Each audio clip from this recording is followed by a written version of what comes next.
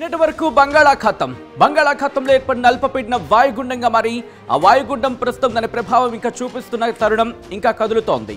అది అల్పపీడనంగా మారబోతోంది, మరికొన్ని రోజుల్లో బలహీనపడబోతోంది. ఈ నేపథ్యంలో బంగాళాఖాతంలో వదిలిందనుకుంటే ఇంకొక బాంబు లాంటి వార్తను చెప్పుకొచ్చింది భారత వాతావరణ శాఖ.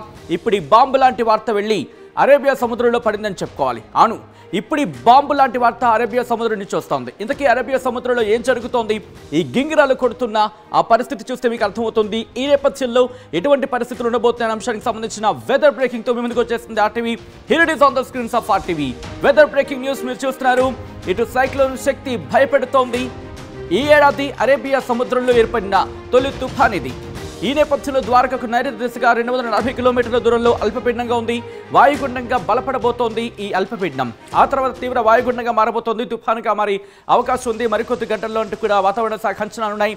రాబోయే 24 గంటల్లో తీవ్ర తుఫానుగా మారే అవకాశం ఉంది. ఈ సైక్లోన్కు శక్తి అనే పేరు సూచించింది శ్రీలంక. భయపెడుతోంది సైక్లోన్ శక్తి తుఫాను. ఈ నేపథ్యంలో ప్రస్తుతం సైక్లోన్ శక్తి ఎక్కడ ఉంది, ఏ ప్రాంతాల మీద ప్రభావం చూపించబోతోంది, దాని ప్రభావం మన తెలుగు రాష్ట్రాల మీద ఉండే అవకాశం ఉందా? ఎందుకంటే అరేబియా సముద్రంలో వచ్చిన తొలి తుఫాన్ ఇది ఈ ఏడాదికి సంబంధించి. సో ఈ క్రమంలో ఎటువంటి ఇంపాక్ట్ ఉండబోతోంది? ఇటు మన తెలుగు రాష్ట్రాల మీద దీని ప్రభావం ఏమైనా ఉండబోతోందా? ఈ ప్రభావం ఏ రాష్ట్రాల మీద ఎక్కువగా ఉంటుంది? ఇది కేవలం భారతదేశానికి మాత్రమే పరిమితమా, లేకపోతే మిగిలిన దేశాలకు సంబంధించి కూడా ఇది ఇబ్బంది పెట్టే అవకాశం ఉందా? ఎందుకంటే బంగాళాఖాతంలో ఏర్పడింది అనుకోండి, దాని డైరెక్షన్ దాదాపుగా మనకి భారతదేశం మీద ఎక్కువగా ఉంటుంది. కానీ అరేబియా సముద్రంలో కనుక ఏర్పడితే దాని ప్రభావం కేవలం భారత్ మీదే కాదు, చుట్టుపక్కల ఉన్న పాకిస్తాన్ కావచ్చు, మిగిలిన దేశాల మీద కూడా ఇంపాక్ట్ చూపించే అవకాశం ఉంది. సో ఈ నేపథ్యంలో అంటే అఫ్కోర్స్ హిందూ మహాసముద్రానికి వచ్చిన క్రమంలో శ్రీలంక కూడా ఉన్నప్పటికీ కూడా బంగాళాఖాతం ఇంపాక్ట్ ఉంటే కనుక బంగాళాఖాతంలో ఒకవేళ ఏమైనా ఇబ్బందికర వాతావరణం ఉంటే శ్రీలంక మీద ఉంటుంది.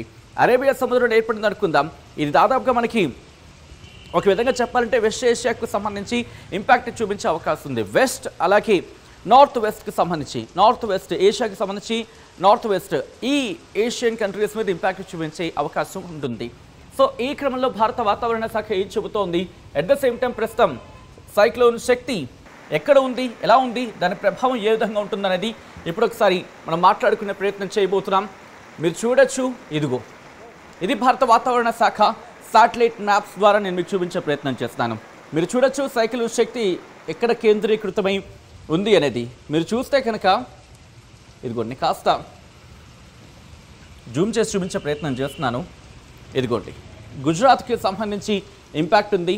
ఆ తర్వాత రాజస్థాన్ వరకు ఉన్నప్పటికీ కూడా పాకిస్తాన్ కరాచీ మీద కూడా దీని ఇంపాక్ట్ ఉంది.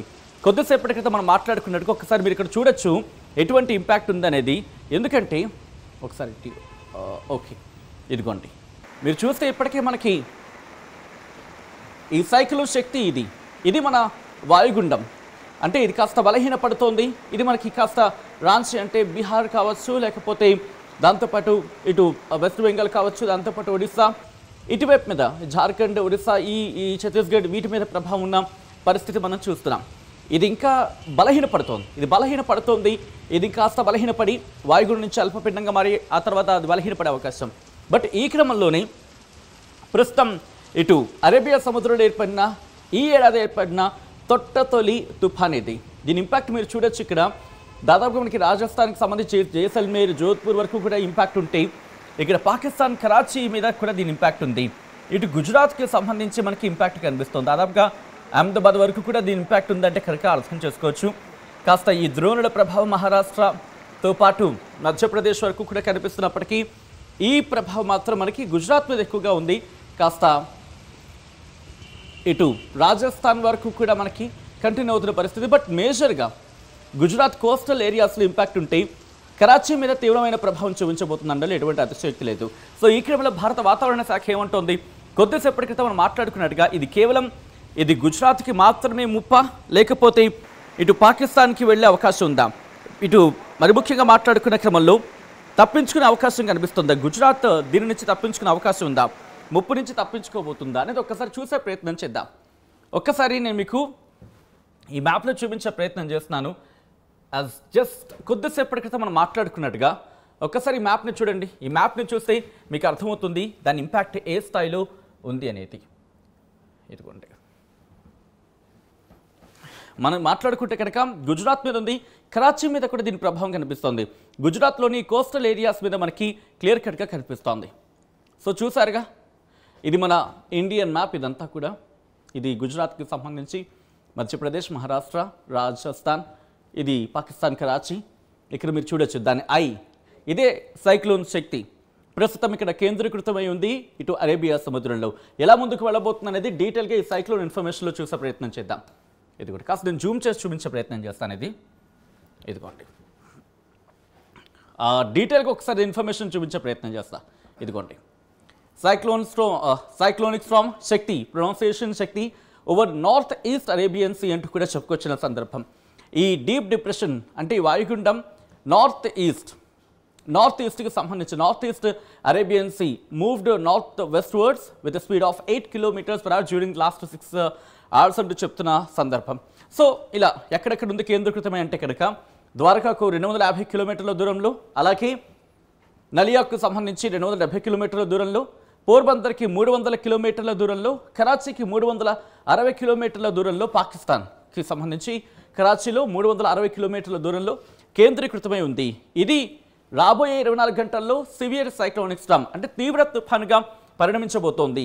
ఈ తీవ్ర తుఫాన్గా పరిణమించే క్రమంలో అది ఎవరి మీద ఇంపాక్ట్ చూపించే అవకాశం ఉందనేది కాస్త ముందు చూసే ప్రయత్నం చేద్దాం. ఈరోజు ఇంకా 3వ తారీఖు కాబట్టి ఇది thereafter it is likely to continue to move west to southwestwards and reach central parts of north and joining central Arabian Sea by 5th October. అంటే 5వ తారీఖు, ఈ నెల 5వ తారీఖుకి కాస్త మూవ్ అనే అవకాశం ఉందనేది ఇక్కడ మనకు అర్థమవుతుంది. సో ఈ క్రమంలో ఎప్పుడు ఎక్కడ ఎలా ఉండబోతోంది, ఎలా పరిణామం చెందబోతోంది అనేది ఆ ఇన్ఫర్మేషన్ ఇక్కడ క్లియర్గా ఉంది.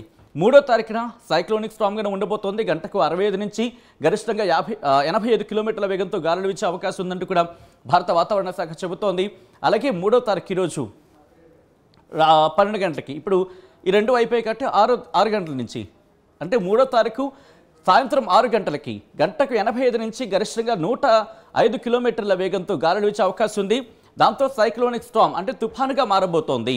ఆ తర్వాత రేపు లేకపోతే ఈరోజు అర్ధరాత్రికి ఇంట్రెస్టింగ్గా చూడండి, బహుశా గుజరాత్ కావచ్చు, ఆ తీర ప్రాంతాల్లో ఎవరైనా ఉంటే కనుక కాస్త అలర్ట్గా ఉండే ప్రయత్నం చేయండి. భయపడద్దు, బట్ జాగ్రత్తగా ఉండే ప్రయత్నం చేయండి. ఇది మిమ్మల్ని భయపెట్టే ఉద్దేశం కాదు, ఇది జాగ్రత్తలు చెప్పేందుకు మాత్రమే. భయపడద్దు, జాగ్రత్తగా ఉండే ప్రయత్నం చేయండి. సో ఈ క్రమంలో ఈరోజు రాత్రి 12 గంటలకు గంటకు 90 నుంచి గరిష్టంగా 110 కిలోమీటర్ల వేగంతో ఈదురుగాలులతో కూడిన వర్షాలు పడే అవకాశం ఉంది. సివియర్ సైక్లోనిక్ స్టార్మ్ అంటే తీవ్ర తుఫాన్గా మారే అవకాశం ఉంది. అలాగే రేపు ఉదయం 6 గంటలకు కూడా అలాగే 95 కిలోమీటర్ల వేగంతో గాలులు గరిష్టంగా 120 కిలోమీటర్ల వరకు కూడా రీచ్ అయ్యే అవకాశం ఉంది. దాదాపుగా మనకి 4వ తారీఖున 5వ తారీఖు ఉదయం 6 గంటల వరకు కూడా చూసుకుంటే 90 కిలోమీటర్ల నుంచి గరిష్టంగా 125 కిలోమీటర్ల వేగంతో ఈదురుగాలులతో కూడిన వర్షాలు.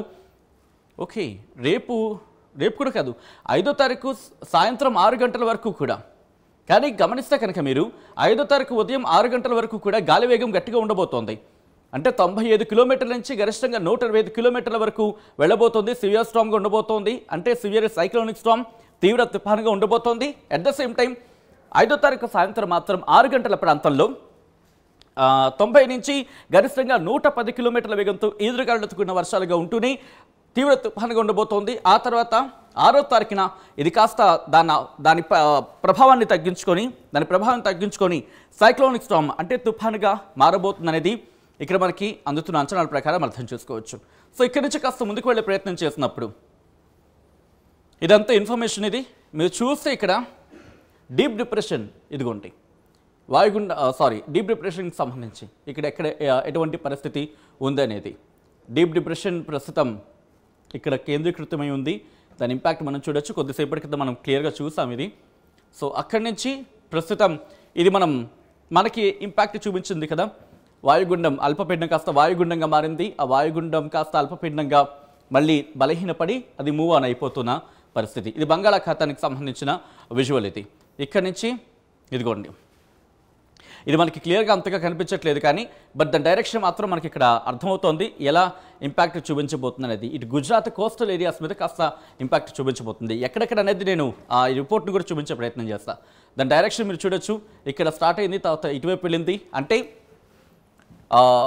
వాయువ్యం వైపు వెళ్ళింది, వాయువ్యం నుంచి ఉత్తరం వైపు వెళ్ళింది, మళ్ళీ ఉత్తరం నుంచి ఈశాన్యం వైపు వెళ్ళింది, ఈశాన్యం నుంచి అలా కదులుతూ అక్కడి నుంచి ఈశాన్యం నుంచి మళ్ళీ తూర్పుకు వచ్చింది, తూర్పు నుంచి మళ్ళీ నైరుతి వైపు వచ్చింది, ఆగ్నేయ వైపు వచ్చింది, ఆగ్నేయ వైపు కదులుతూ కదులుతూ కదులుతూ మళ్ళీ తూర్పు వైపు వెళ్ళిన సందర్భం, తూర్పు నుంచి మళ్ళీ ఈశాన్య వైపు కదిలింది, ఈశాన్య నుంచి మళ్ళీ మెల్లిగా దాన్ని ఆ రూట్ని అలా కంటిన్యూ అయ్యే అవకాశం ఉందంటూ కూడా అంచనాలు అయితే ఉన్నాయి. మీరు చూడొచ్చు ఎంత డైరెక్షన్ తన మార్చుకుంది అనేది సైక్లోన్ శక్తి అనేది.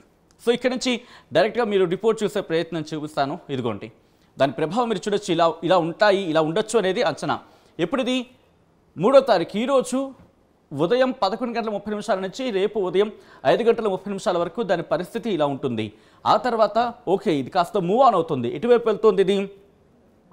బహుశా ఇది పశ్చిమ వైపు కదిలే అవకాశం కనిపిస్తుంది. ఒకవేళ అదే జరిగితే కనుక మనకి ముప్పు దాదాపుగా తప్పినట్టే. ఓకే ఆ విజువల్ చూస్తుంటే మనకి దాదాపుగా ముప్పు తప్పచ్చు, బట్ మనం సాధారణంగా అంటూ ఉంటాం వాతావరణ మార్పులని ఊహించలేమని చెప్పి. సో యాజ్ ఆఫ్ నౌ అయితే మాత్రం ఇది ఇటువైపే వెళ్ళిపోతుంది. కాస్త పాకిస్తాన్ కాస్త ఇంపాక్ట్ ఉండొచ్చేమో, కానీ మనకైతే ఆ ఇంపాక్ట్ తప్పచ్చు అనేది మనకి దీన్ని బట్టి క్లియర్ కట్గా అర్థమవుతుందని చెప్పుకోవచ్చు. కాస్త కూస్త కొంచెం ఉండొచ్చు, మనకి ఇప్పుడు 7వ తారీఖున కొంచెం ఉండే అవకాశం ఉంది అనేది మనకు అర్థమవుతుంది. సో ఈ క్రమంలో ఒక్కసారి విండ్ ఏం చెప్తుంది అనేది చూసే ప్రయత్నం చేద్దాం. ఇదిగోండి ప్రస్తుతం ఆ కదలిక ఇక్కడ మనం చూడొచ్చు. ఇటు కరాచీ కావచ్చు, లేకపోతే నలియా కావచ్చు, ద్వారకా కావచ్చు, అలాగే గాంధీనగర్ ఈ ప్రాంతాలకు కాస్త ఇంపాక్ట్ మనకు కనిపిస్తున్న పరిస్థితి ఉంది. సో ఇక్కడి నుంచి నేను గుజరాత్ రిపోర్ట్ ఒకసారి చూసే ప్రయత్నం చేద్దాం. భారత వాతావరణ శాఖ గుజరాత్కి ఎల్లో అలర్ట్ని జారీ చేస్తుంది. ఒక్కసారి ఇదిగోండి ఒకసారి రిపోర్ట్ ఇటు వచ్చి చెప్పే ప్రయత్నం చేస్తాను. మీరు చూస్తే కనుక ఇటు గుజరాత్కి సంబంధించి కొన్ని ప్రాంతాలకు మీరు చూస్తే గ్రీన్ అలర్ట్ ఇచ్చింది, కొన్ని ప్రాంతాలకు గ్రీన్ అలర్ట్ ఇచ్చింది మేజర్గా, బట్ కొన్ని ప్రాంతాలకు మాత్రం ఎల్లో అలర్ట్ ఇచ్చింది భారత వాతావరణ శాఖ. ఏ ప్రాంతాలకి? సురేంద్రనగర్లో కూడా, సురేంద్రనగర్ నుంచి మొదలు పెడితే అంటే దాదాపుగా సురేంద్రనగర్, రాజ్కోట్, జామ్నగర్, పోర్బందర్, అలాగే జూనాగఢ్, అమ్రేలీతో పాటు భావ్నగర్, మోర్బీ, అలాగే దేవభూమి, ద్వారకా, గిర్ సోమనాథ్, బొటాడ్, డియు, కచ్ ఈ ప్రాంతాలకు మాత్రం ఎల్లో అలర్ట్ జారీ చేసింది. దాదాపు 30 నుంచి 40 కిలోమీటర్ల వేగంతో ఈదురుగాలులతో కూడిన వర్షాలు, light thunder Storm with lightening and surface wind speed 30 to 40 km/h combined with light to moderate rain at isolated places. అంటే తేలికపాటి నుంచి మోస్తరు వర్షాలు గంటకు 30 నుంచి 40 కిలోమీటర్ల వేగంతో ఈదురుగాలులతో కూడిన వర్షాలు పడే అవకాశం ఉందంటూ కూడా భారత వాతావరణ శాఖ చెప్పుకొచ్చింది ఇటు గుజరాత్కి సంబంధించి. సో ఈ క్రమంలో ఒకసారి మనం చూసే ప్రయత్నం చేద్దాం. ఇది కూడా ఒకసారి డైరెక్షన్ మీరు చూస్తే కనుక ప్రస్తుతం ఇక్కడ ఉంది, ఎలా వెళ్ళబోతున్నదో ఒకసారి చూసే ప్రయత్నం చేద్దాం. మీరు చూస్తే కనుక ఇదిగోండి ప్రస్తుతం ఇలా ఉంది, కాస్త ఇది తుఫాన్గా మారే క్రమంలో బహుశా దాని డైరెక్షన్ మీరు చూడొచ్చు, కాస్త ఇలా వెళ్తోంది. అంటే ఇక్కడెక్కడ తిరుగుతోందా అని అనుమానం వస్తున్న పరిస్థితి ఉందని చెప్పుకోవాలి. ఇదిగో చూస్తే కనుక అది కాస్త ఇటువైపు ఒమన్ వైపు వెళ్ళిపోబోతోంది. ఇదిగోండి ఇది పాకిస్తాన్, ఇది ఒమన్, అంటే అరబ్ కంట్రీస్ వైపు వెళ్తుందా? అఫ్కోర్స్ వెళ్ళే అవకాశం ఎక్కడ కనిపించలేదు. ఇదిగో తుఫాన్గా మారిపోతుంది. ఇప్పుడు మీరు చూడొచ్చు కాస్త ఓకే చూస్తే 4వ తారీఖున కాస్త తుఫాన్గా మారే అవకాశం మనకి కనిపిస్తుంది, సైక్లోన్గా మారిపోతుంది అన్నమాట. ఇదిగోండి మారిన తర్వాత రేపు కాస్త ఇంపాక్ట్ చూపించే అవకాశం ఉందా అంటే కనుక ఇంట్రెస్టింగ్గా క్లౌడ్గా అంటే కాస్త మబ్బులు పట్టి కాస్త తేలికపాటి నుంచి మోస్తరు వర్షాలు పడే అవకాశం ఉందని చెప్పి భావించవచ్చు. సో బహుశా 6వ తారీఖున దీనికి సంబంధించి బలహీనపడే అవకాశం ఉంది. కానీ ఇంట్రెస్టింగ్గా అరేబియా సముద్రంలో ఈ ఏడాది ఏర్పడిన తొలి తుఫాన్ ఇది అంటే అర్థం చేసుకోవచ్చు. దీని ప్రభావం మనకి 6వ తారీఖున కూడా కంటిన్యూ కాబోతోంది. బహుశా మనకు కొద్దిసేపటి క్రితం మాట్లాడుకున్నట్టుగా శక్తి ఇంపాక్ట్ బహుశా ఈ రోజు కానీ రేపు కానీ కాస్త మనకి గుజరాత్ మీద కనిపించవచ్చు, కాస్త కొంతమేర కనిపిస్తుంది అనుకోవడంలో అతిశక్తి లేదని చెప్పుకోవాలి. సో మొత్తంగా చూద్దాం ఏం జరుగుతుంది అనేది. ప్రస్తుతానికి ఈ ఏడాది అరేబియా సముద్రంలో ఏర్పడిన మొట్టమొదటి తుఫాను సైక్లోన్ శక్తి ఏ మేరకు ఇంపాక్ట్ చూపించబోతుంది అనేది ఇంట్రెస్టింగ్గా మారింది. బహుశా ఎల్లుండికి దీని ప్రభావం చూపించే అవకాశం ఉందని చెప్పి చర్చ జరుగుతున్న క్రమంలో మీరు కనుక అక్కడ ఉన్నారా, లేకపోతే మీ వాళ్ళు ఎవరైనా అక్కడ ఉంటే కనుక ఇన్ఫర్మేషన్ని పాస్ చేసే ప్రయత్నం చేయండి. సో ఏం జరగబోతుంది అనేది వేచి చేసి చూద్దాం. అట్ ద సేమ్ టైం మీ ప్రాంతాల్లో ఎటువంటి వాతావరణం ఉందనేది కూడా కమెంట్ చేసే ప్రయత్నం చేయండి.